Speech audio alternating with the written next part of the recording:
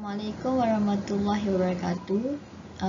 We are from Group 1. We'll present about the Marxian socialism, discuss Marx theory of history, relating it to the earlier ideas of Darwin, George Hegel, and Louis Feuerbach. Okay, this is our table of content. Okay, this is our group member. Okay, I am as a first presenter. My name is IDAYU binti IBRAHIM, metric number 263913. Today I would like to present about introduction and biographical detail of Karl Marx. In introduction, we have the major type of socialism, which is early socialism and Marxian socialism. In early socialism, we have Christian socialism and utopian socialism. Okay, utopian and Christian socialism claim to represent everybody's interest with primary emphasis on the needs and interests of workers. And Marxian socialism from the group extreme, Marxists proclaimed class warfare against the rich, and their sole aim was to promote the interests of the working class. Okay, firstly, I will share the detail about the Christian socialists. Christian socialism developed in England and Germany after 1848, with Charles Kingsley being its leading advocate in England. Christian socialists rose partly as a response to the threat of revolution and partly as a response to poverty and equity. And he believed that the evil of industrialism could be ended by following Christian principles, and the workers were offered the solace of religion to assuage their pain and to provide hope. Christian socialists also tried to bridge the gap between anti-religious socialism and Christian social justice for workers.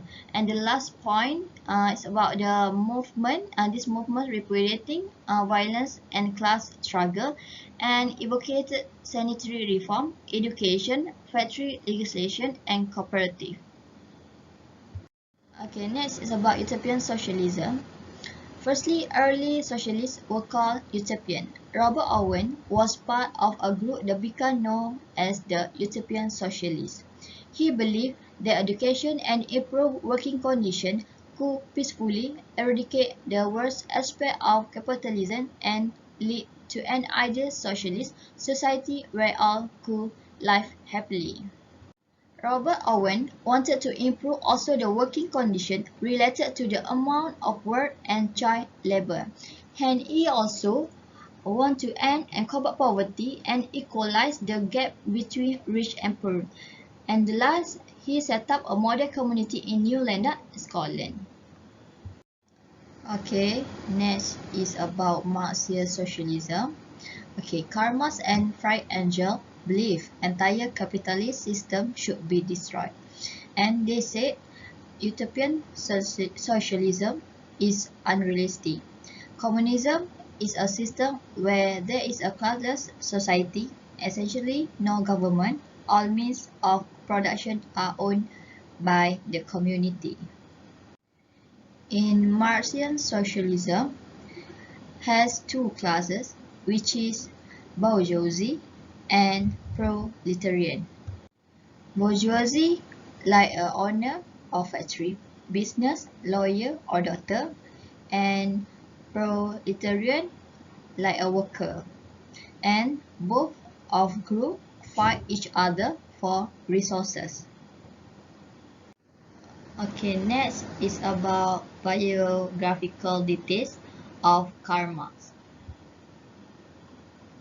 It's about biographical details. Karl Marx born at Prussia.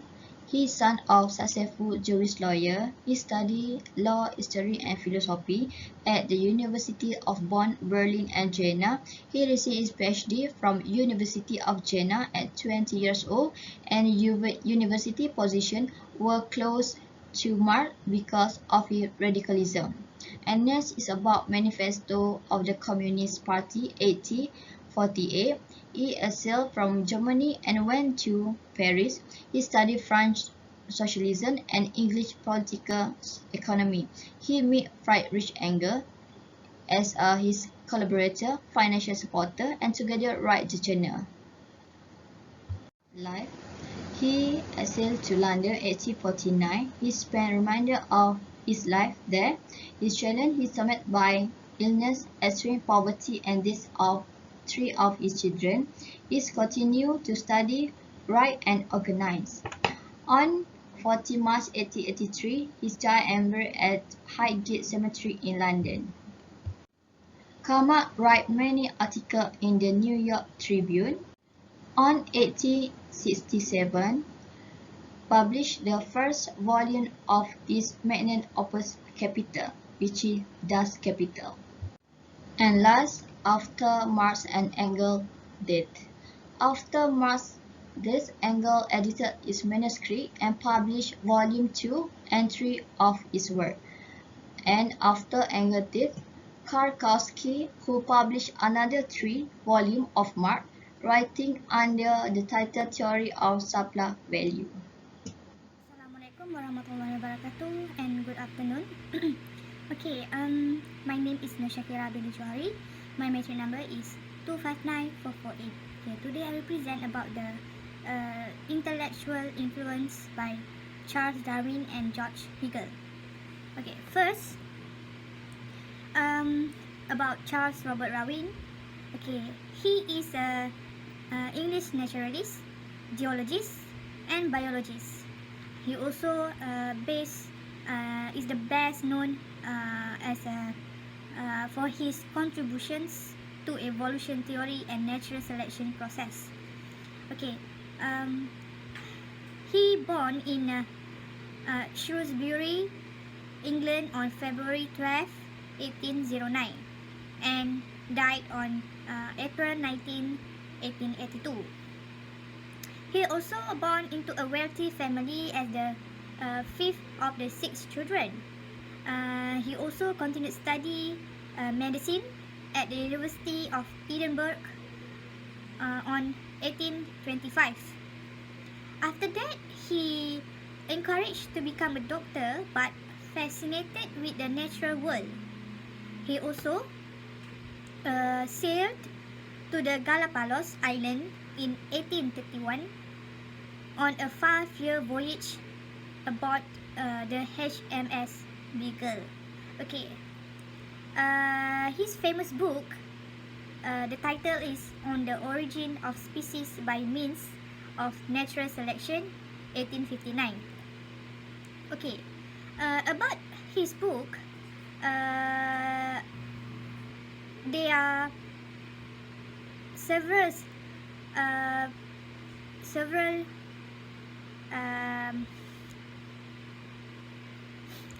they are about in the struggle for existence, favorable variations tend to be preserved and unfavorable ones destroyed. Okay, this book also about the species that survive through a process that called as natural selection. Okay, this book also means that the species that successfully adapted to meet the changing requirements of their natural habitat thrive, while those that fail to evolve and reproduce and become extinct. Natural selection is a causes of a population to become adapted or increasingly well suited to their environment over time. The result of the natural selections was evolution of species. Okay, they also observed and collected evidence to support his idea about how life changes over time. For example, how can from a long ago from a monkey become a human. Next, the world, animal and plant communities are dynamic, not static. They change over time with the new forms originating and others becoming extinct.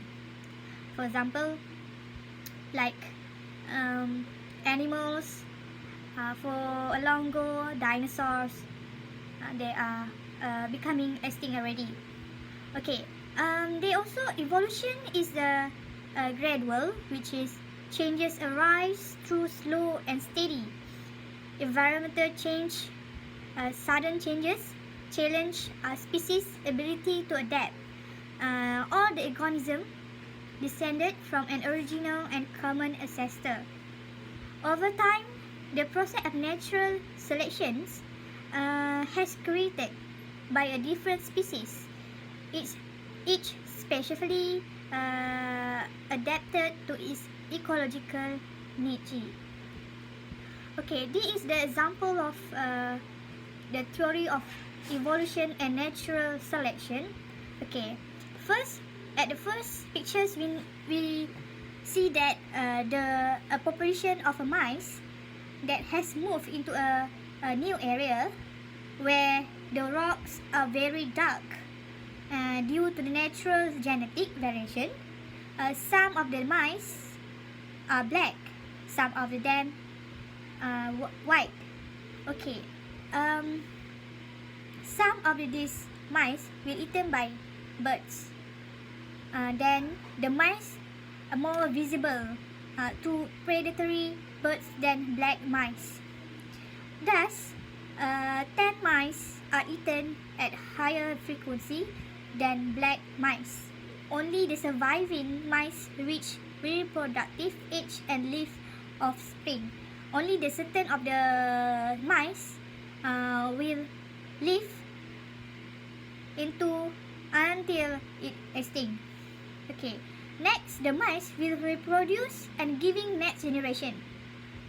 Okay, at this generation, the mice had a higher chance of living offspring than 10 mice. The next generation contains a higher fraction of black mice than the previous generations. Okay, next, about George Hegel, which is 1770 until 1831. Okay, his biodata, his full name is George Wilhelm Friedrich Hegel. He born on August 27, 1770 at Stuttgart, Germany. Okay, he schooled at Stuttgart Grammar School in the year 7 years old until 18 years old. And then he continued his study as a theology at Tübingen University, 1793. After he graduated, he became a professor at the University of Heidelberg. But on 1818, he became a professor of philosophy at the University of Berlin until he died. Okay, next, about Hegel dialectical process.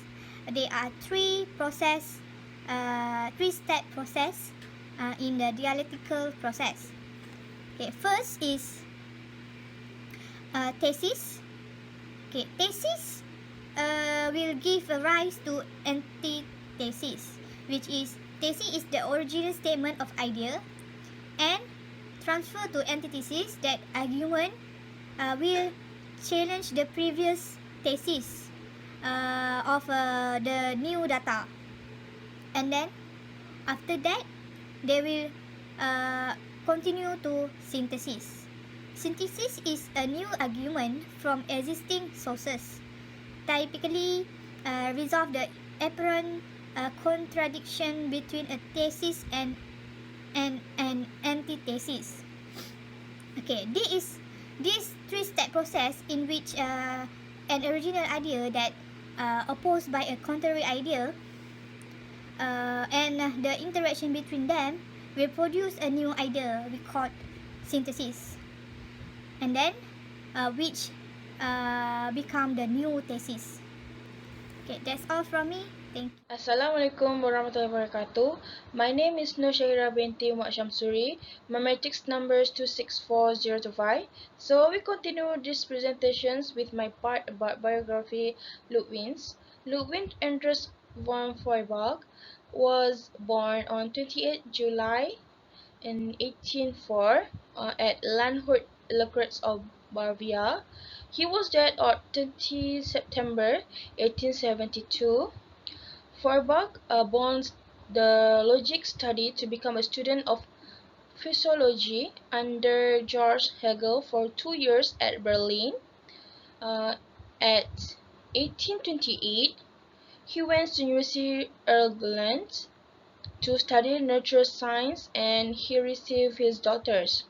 One of his famous books, The Essence of Christianity, 1890, provides a critique of Christianity and strongly influenced generation of later thinkers, including Karl Marx.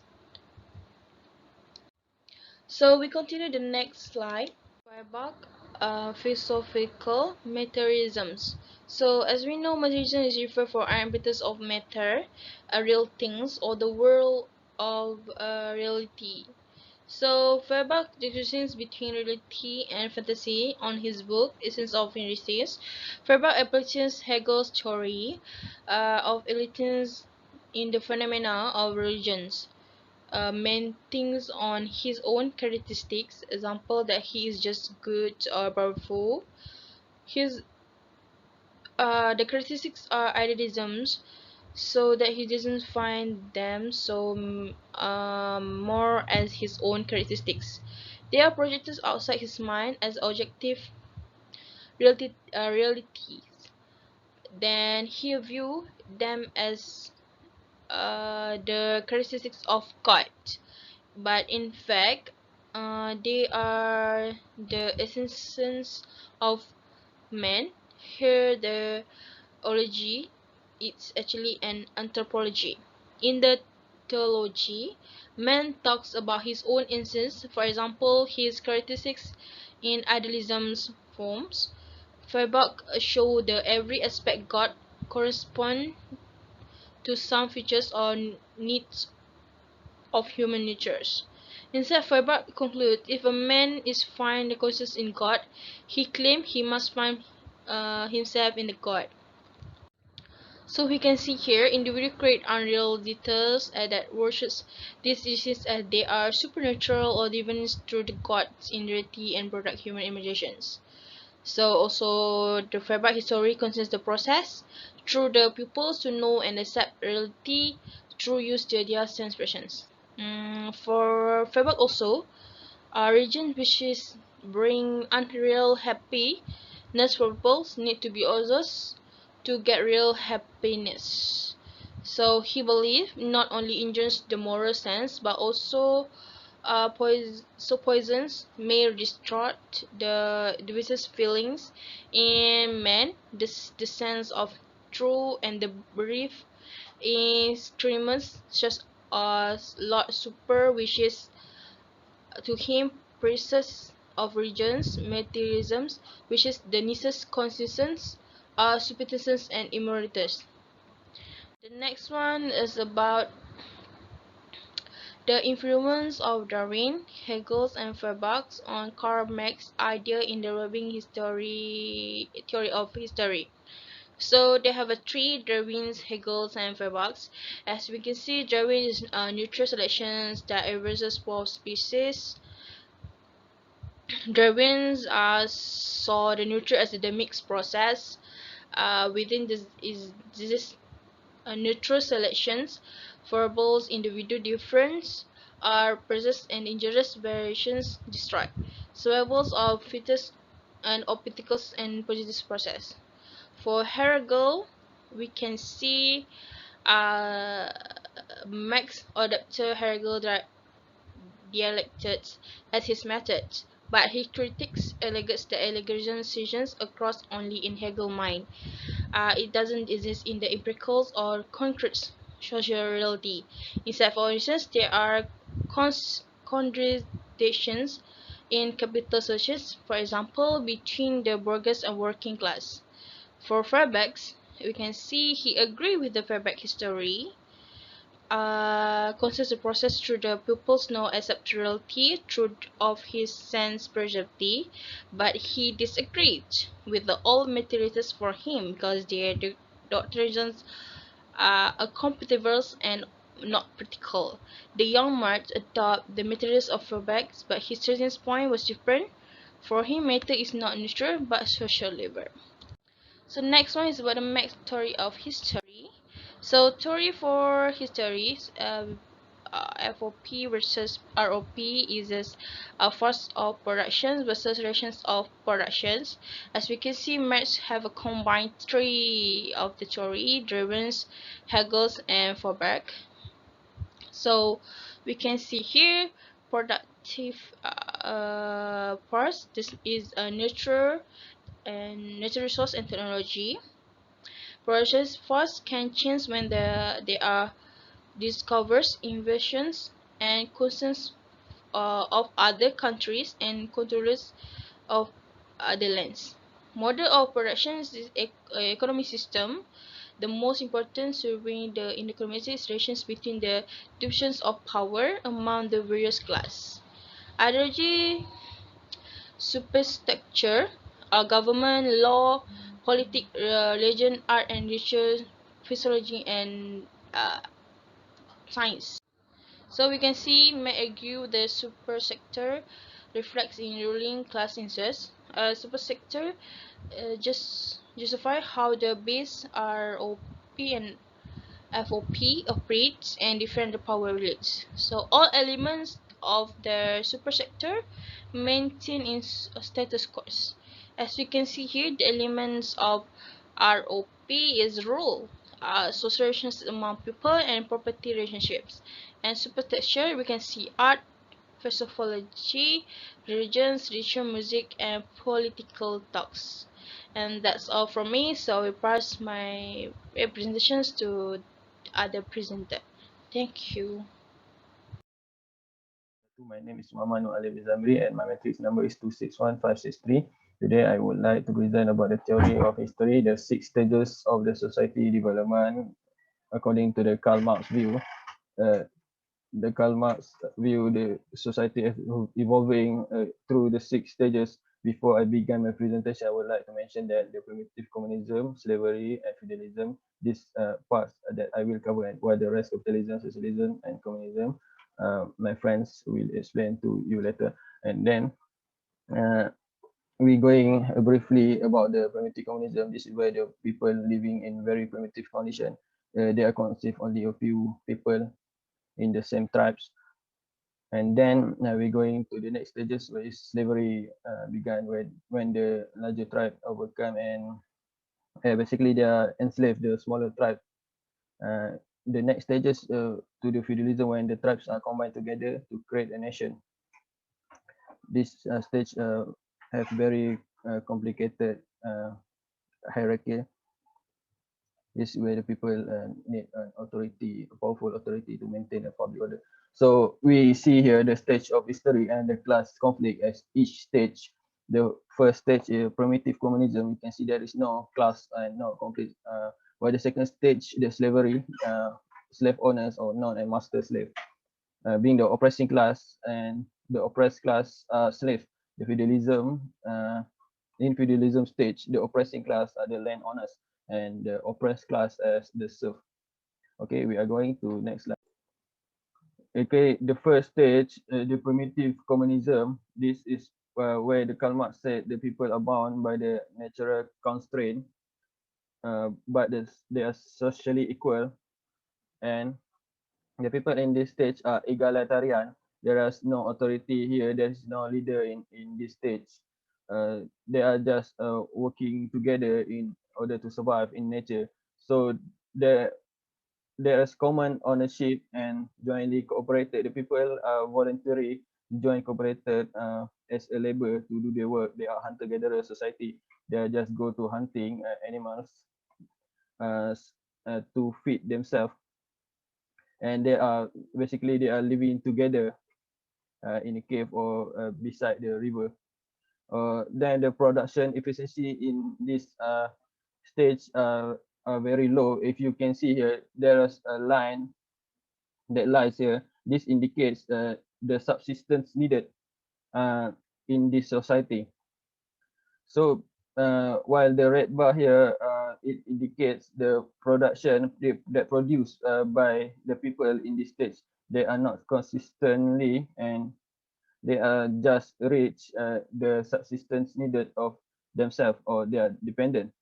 They will not produce more, and while in this stage the FOP or the force of production in this stage, which we know as technological advancement, the social labor skills very low, because in this stage people doesn't know how to cultivate plant or breeding animals yet. So we are going to next slide. This is example of the primitive communism, the last primitive communism. I think the Native Americans of North Red Indian living in the plain before the Europeans found the American continent. They are living in primitive communism. Before the arrival of Europe in 1500, Moslem tribes live in a village along the river and stream. So like I said before, they are living in the tribes, and they are working together to survive in the nature state. Next, we are going to discuss stage 2 about the slavery. Okay, in slavery stage, it consists of the two classes. The first classes known as master or the oppressing class, and the second known as slave or the oppressed class. This master had oppressed the slave class. This is where the society class begins. And in this society class begin, we can see the production efficiency here. The red bar here, it indicates the production level over the subsistence needed by the labor. The surplus here known as the profitable for the master. If we can see here, the slave uh, are considered profitable to own by a master, because they can do many jobs out there without proper training. And then the master just need to feed them and not giving them much freedom or any wages to them. So yeah, it's basically it's a clear exploitation of the labor, or in this stage known as slave. So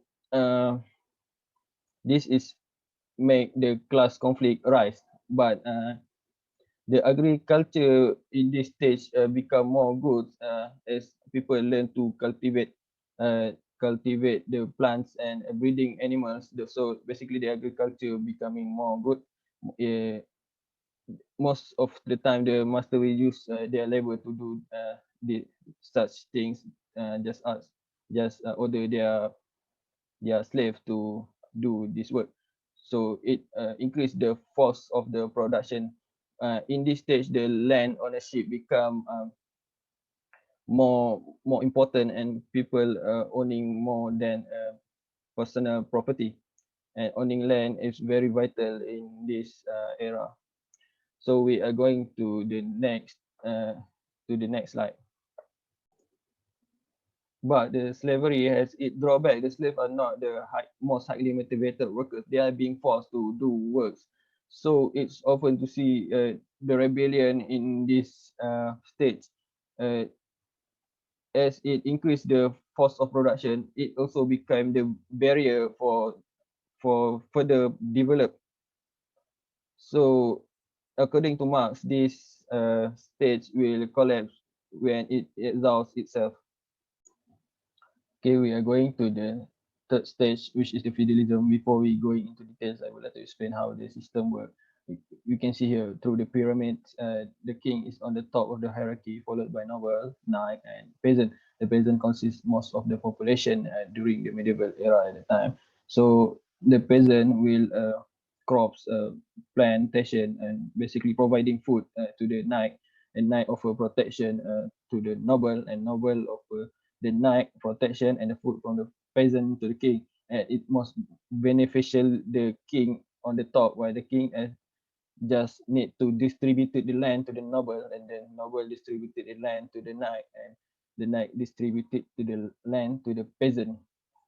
The peasant need to work for themselves, because yes, in this feudalism, it has many class that I mentioned before, and it rules by monarch. The monarch, the king position was inherited by their father, their legacy, or through marry, and maybe they can carve themselves to the top of the leadership.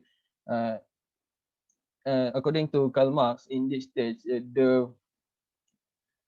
exploitation of the serf is the most visible, because we can see here the peasant allowed to work a few days per week on the land assigned to them, but forced to work the other days on the lord land.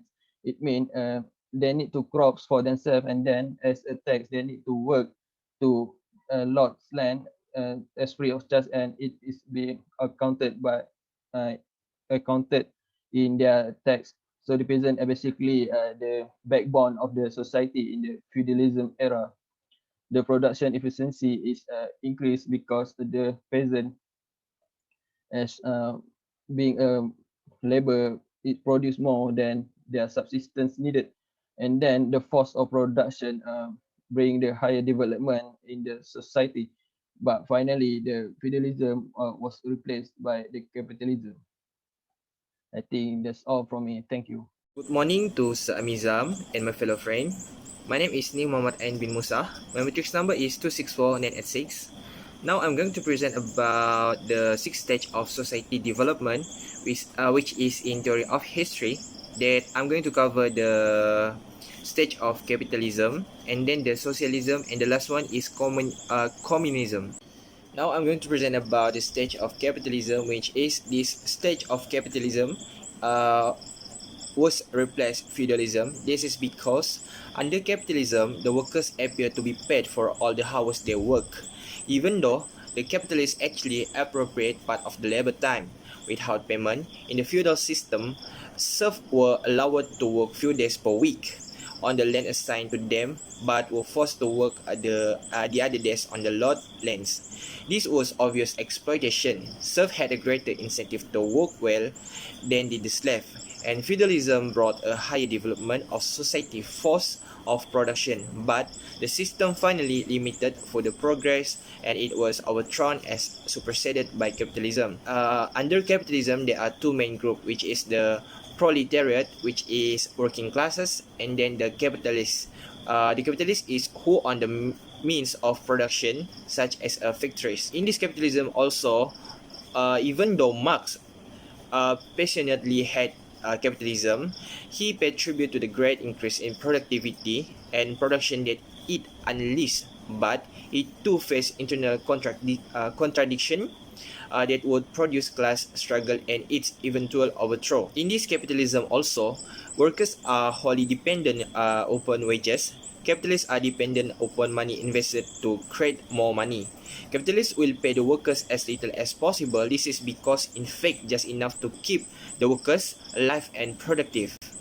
And then, under capitalists, Marx said the technique of production become increasingly concentrated and centralized, and the system of private ownership of capital become a barrier to further progress, and increasing amount of unemployment and miserization of the working class transpires, causing the workers to revolt.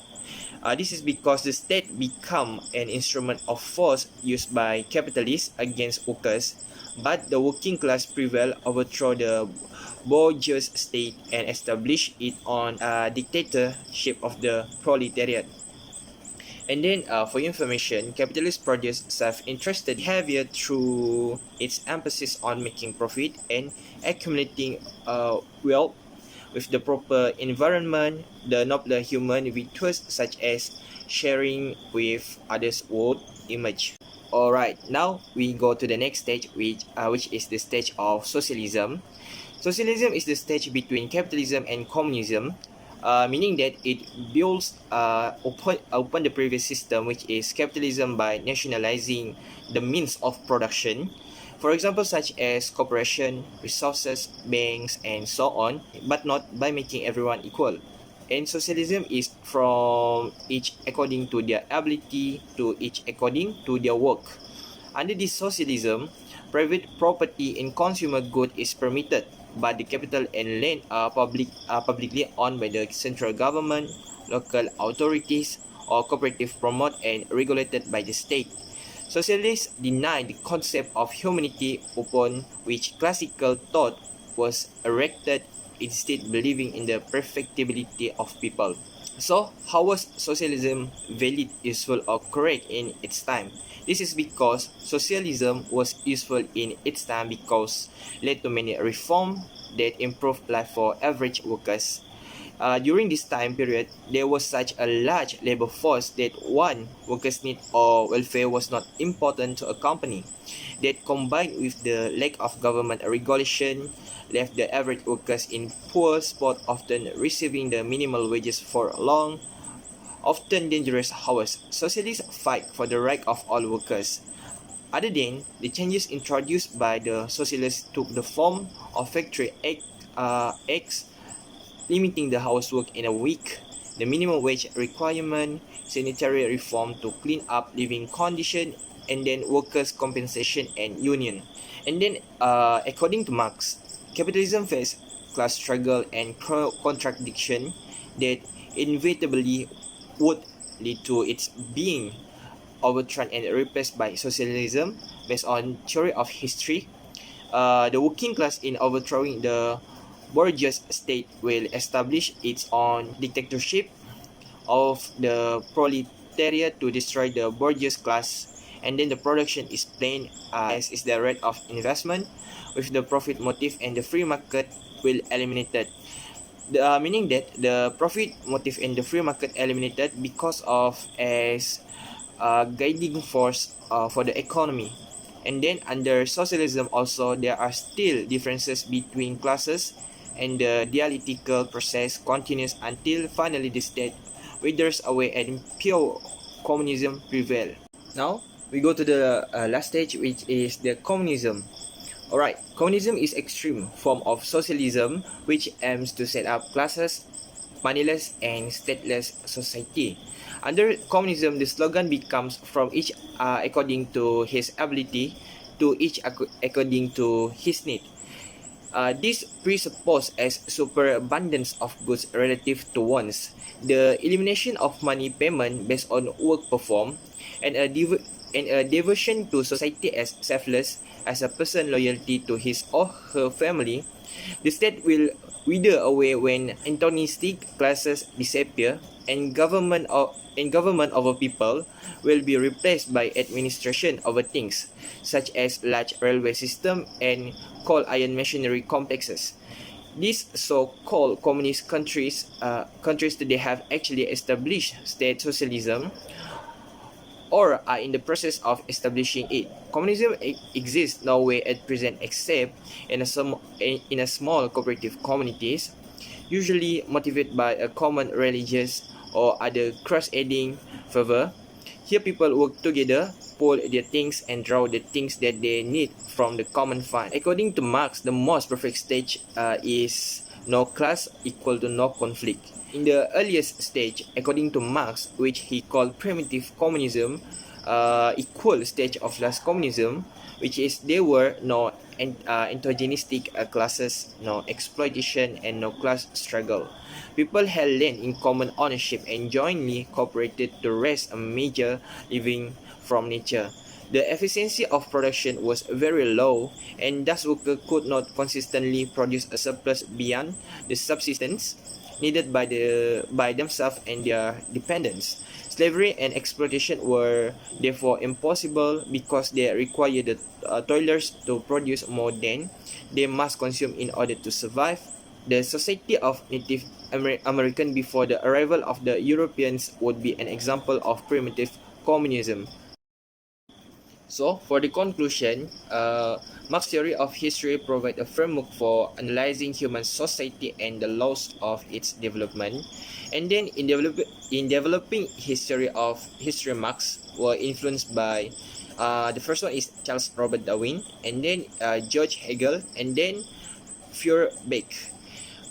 For Marx, history is a process through which the static relation of production, which is thesis, come into eventual conflict with the dynamic force of the production, which is antithesis.